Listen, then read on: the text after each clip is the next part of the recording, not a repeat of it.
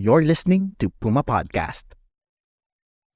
Hi, I'm Franco Luna, PumaPodcast, and you're listening to Teka Teka News. In this episode, In Iloilo, of course, the inasal is my favorite. And then yung KBL, kasi they originated KBL as well. This is like Kadias Baboy at Langka. You see people eating lapas bachoy during merienda or lunch or late merienda in the afternoon or dinner.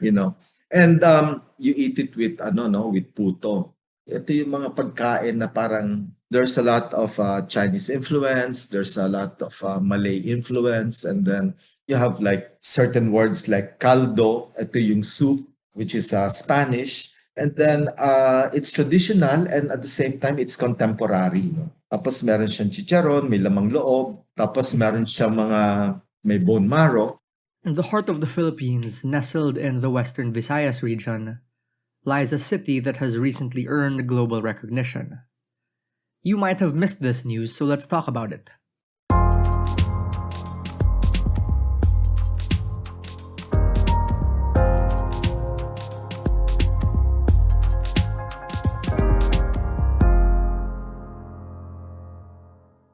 Iloilo is the first Philippine city to be designated as Creative City of Gastronomy by the UNESCO Creative Cities Network. We are very proud of this achievement. This is not only the work of the city government alone, but a community effort together with the Iloilo City Gastronomy Council, consisting of the public and private sector, the academe, national and national government agencies. You just heard Iloilo City Mayor Jerry Treñas. He was talking about the city's recognition as the first ever Philippine city to be named a UNESCO City of Gastronomy, which it had been vying for 2 years now. Our UCCN journey was a product of a series of sectoral and multi-stakeholder consultations, workshops, and webinars during the last 2 years. Focus was given on critical aspects of agriculture, food and beverage sectors such as ingredient production, health, nutrition, distribution. The joy echoed throughout the community, they say, a shared celebration for an achievement owned not by a single person or group, but by the entire city. It's called the City of Love for a reason, after all. So how did they do it? Having Ilonggos on the table rather is quite an interesting experience. No, whenever we have visitors, in fact, we would often think about not so much as what they're going to see, but where are we going to take our visitors. While we do have dishes or signature dishes that are named after our districts, like Pancit Molo of the district of Molo and Lapas Bachoy of La Paz, no? But we do have heritage cuisine that dates back before the Spanish colonization. You just heard Eric Divina Gracia. So in terms of some dish, while it's typically Filipino, but there are some dish that we take pride as ours, no, like our own inasal or our own take of KBL or Kadyos Baboy Langka, with our starting agent, but one. As part of the team that vied for the recognition from UNESCO, Eric says numerous consultants and collaborators played pivotal roles in preparing Iloilo's bid for the City of Gastronomy. We were able to come up with a bid that would best represent the city. We listened to the researchers talk about our heirloom recipes. We listened to the chefs about how they're elevating gastronomy. And so with that mix, we were able to come up with quite an interesting bid, of who we are as a city and how gastronomy is in the heart of that identity. He says a lot of it has to do with how uniquely positioned Iloilo is, with the sea and mountains both accessible within the Panay Island. The easy farm-to-market roads all around help too. Eric himself is an example of this. His background isn't in food, he is actually director of the University of San Agustin Little Theater.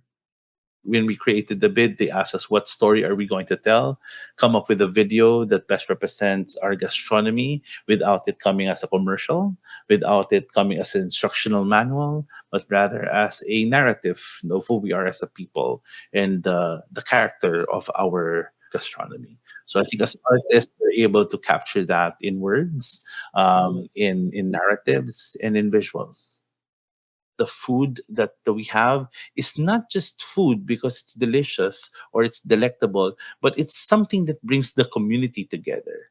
And so we also realize that the story of food is a story of the community coming together. Upon their designation, the cities selected by UNESCO will be tasked to collaborate with the broader network in strengthening their resilience against climate change, inequality, and urbanization. After all, almost 70% of the world's population is expected to live in urban areas by 2050. More than just the economic and tourism benefits, Mayor Jerry also says he hopes this changes the way we look at food here in the Philippines. Here he is again. It is hoped that a greater understanding of nutrition and food quality and handling will ripple to education, development, investments, and access to opportunities for both the private sector and civil society. As all eyes are now in Iloilo, we will expand our gastronomic programs and services to further strengthen our stature. We're pausing for a quick break now. When we return, we'll tell you about what makes Iloilo stand out among other popular food cities.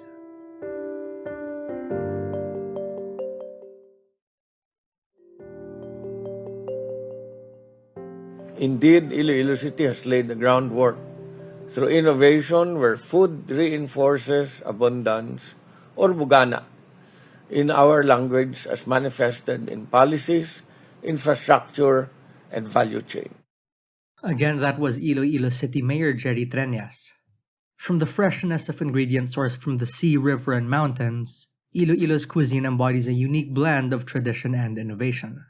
There's a lot that goes into preparing Ilonggo cuisine, where the main ingredient is love, shaping dishes that represent the soul of the community. But what they bring to the table stands out in more ways than one. May mga traditional Ilonggo food, no? Like yung binakol. Binakol nga manok sa butong. Yung sa Iloilo kasi, they love to use native chicken, no? Yung dumalaga. Very tasty yung yung binakol ng mga Ilonggo kasi it has lemongrass, tapos may mga aromatics like onion, ginger, tapos yung chicken na ginagamit is native, and then meron siyang buko, tsaka buko juice, and then this is like your soup base. That's food scholar Ige Ramos. I reached out to him to ask what it is about Iloilo cuisine that makes it stand out in a country that's known for food. Think about the other food destinations we have, from the rich and savory flavors of Kapampangan cuisine to the spicy gata-infused dishes of Bicol. Kasi merong event sa Iloilo before yung Tabuan Festival. And one of the things that I really enjoyed was when I went to the market, it's called La Paz Bachoy, no? So this is like Miki and noodle soup. And then it has a very, very complex flavor kasi meron siyang beef shoulder, may pork, may liver, may mga intestines, may knuckles, no? Pork knuckle, beef knuckle, no? And then merong ginamos, no? Yung shrimp paste, para siyang bagoong. Speaking of the festivals in the City of Love, Ige says the recognition has a lot to do with the city's distinctly indigenous character. That comes from the melting pot of cultures in the city and the way the local government values each one. Kasi kung titingnan mo talaga yung yung contemporary Ilonggo cuisine, it's a mixture of different cultures, no? So you start with the ancient Visayan tradition of fishing and foraging, and then you have the use of different souring agents, notably batuan, and then how that thing developed over time when the colonizers came, no? The Spanish, and they really left a mark, no? Because they established all these churches in Iloilo, so they developed yung convent cuisine. So you have all these like fiesta traditions, and then at the same time you have a very, very strong Chinese presence. But at the end of the day, it's not just about food, as Eric Divina Gracia explains. Because the bottom line for him was leveling up gastronomy as a way to improve the city economically and also pursue sustainable development goals of the United Nations. because this is a UNESCO City of Gastronomy. So, in other words, it's not just simply you have the best food or you have best cuisine, because that is really quite contentious, isn't it? If for the Philippines, everybody would say it's theirs. But it's really about whether or not food or gastronomy in general is used as a catalyst for a creative catalyst for development.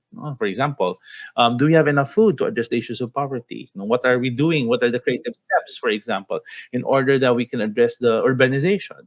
Since 2004, UNESCO's Creative Cities Network has rounded up cities all over the world that view creativity as a key strategic factor for sustainable urban development. What are we really using gastronomy for? Because definitely it's not just, the best food, but it has to be about development, how to address the issue of urbanization in the next 50 years. So I think that narrowing the gap, no, was we were able to eventually made the bid successful.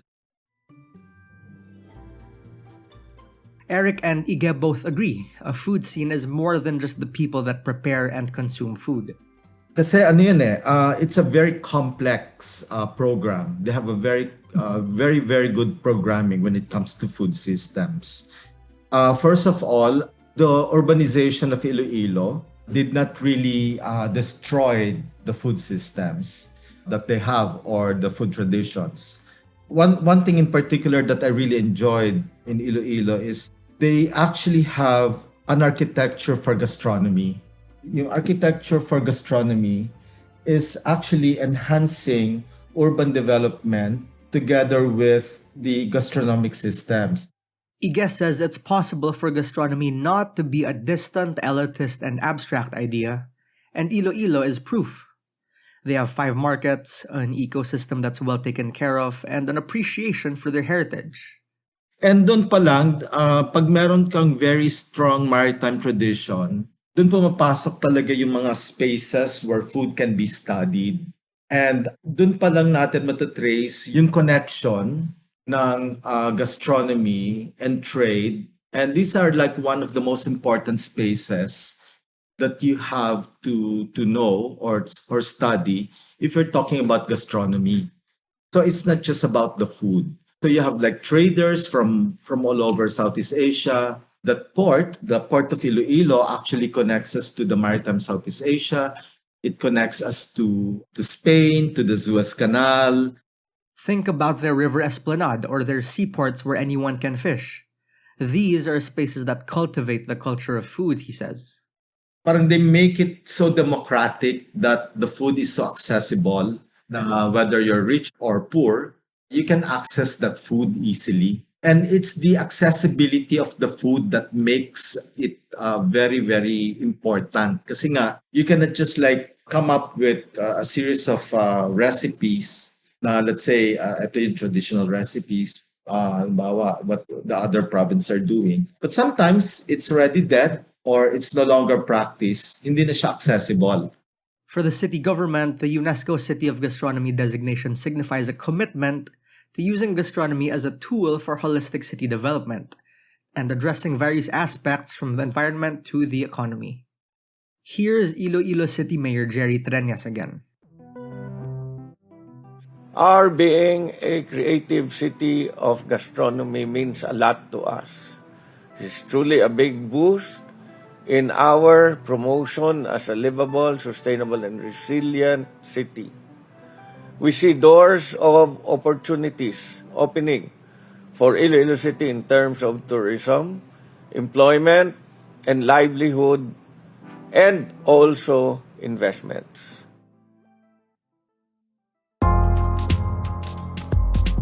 And that was today's episode of Teka Teka News. Again, I'm Franco Luna. This episode was edited by Mark Casilian.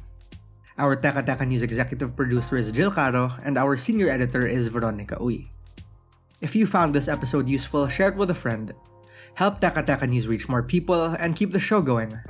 Thanks for listening.